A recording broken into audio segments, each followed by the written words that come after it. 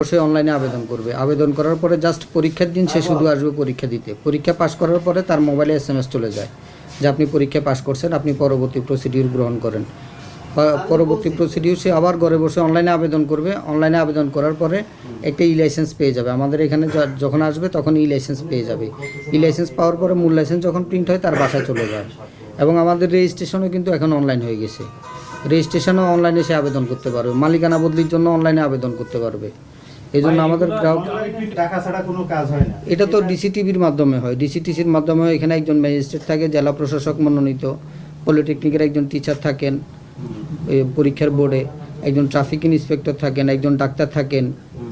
পরীক্ষার মাধ্যমে হয়, এটা বোর্ডের মাধ্যমে হয়। এটা এককভাবে বিআরটি কখনো লাইসেন্স ইস্যু করে না।